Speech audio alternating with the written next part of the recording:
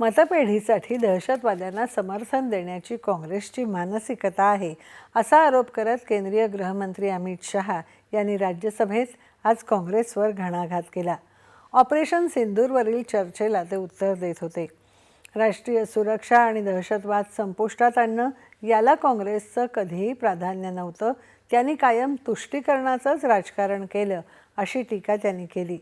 देशात दहशतवाद पसरण्याचं एकमेव कारण म्हणजे काँग्रेसची मतपेढी आहे, त्यामुळे भाजपला दहशतवादाबद्दल प्रश्न विचारण्याचा काँग्रेसला अधिकार नाही असं ते म्हणाले।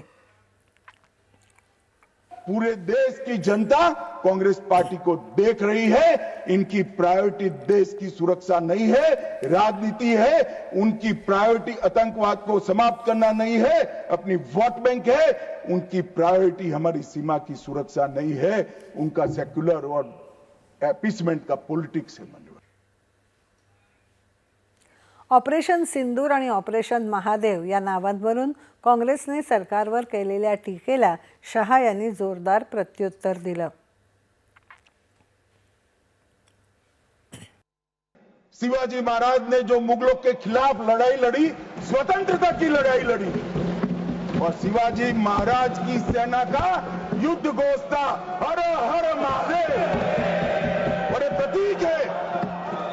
प्रतीक है हर प्रकार के भारत पर के हमले का, भारत की संप्रभुता पर हमले का और भारत की सीमाओं पर अतिक्रमण के जवाब देने का। ये हमारी सेना के जवानों से मन से निकलने वाला ये युद्ध घोष, इसको हिंदू मुस्लिम के दृष्टि से नहीं देखना चाहिए।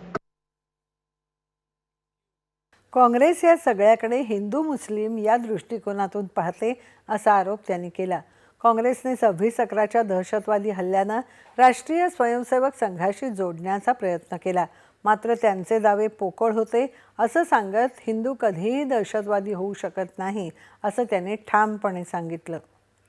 देश की जनता के सामने गर्व से कहता हूं कि हिंदू कभी टेररिस्ट नहीं हो सकता। हम कभी टेररिस्ट नहीं हो सकते। क्या कहना चाहते?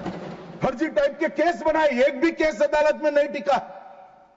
देशभक्त संगठनों पर आरोप लगाए आपने, सिर्फ आपकी छिछोरी राजनीति के लिए, क्षुल्लक फायदे के लिए। और फिर क्या कर लिया?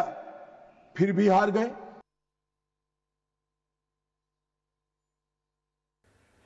गेल्या 10 वर्षात केंद्र सरकारने संरक्षण सज्जता वाढवली, सशस्त्र दलांना स्वातंत्र्य दिलं, याचं प्रतिबिंब ऑपरेशन सिंदूरमध्ये दिसून आलं असं गृहमंत्र्यांनी अधोरेखित केलं। ऑपरेशन सिंदूर अंतर्गत भारताने आत्मसंरक्षणाचा अधिकार वापरून पाकिस्तानला गुडघ्यावर आणलं असं त्यांनी सांगितलं। कोणी कितीही प्रयत्न केले तरी जम्मू काश्मीरला दहशतवाद मुक्त करणारच अशी ग्वाही त्यांनी दिली।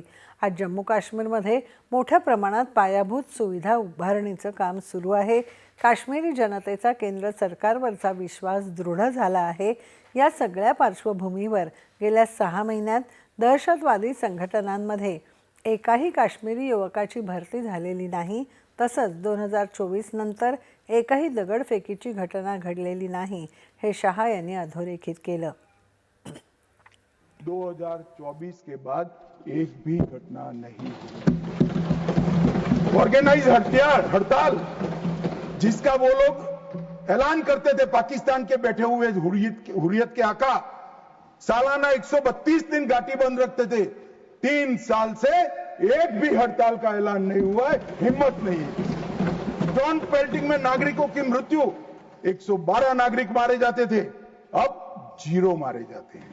सिक्योरिटी फोर्स का इंजर्ड, साल में 6235 सिक्योरिटी फोर्सेस इंजर्ड होती थी, अब 0 हो गई।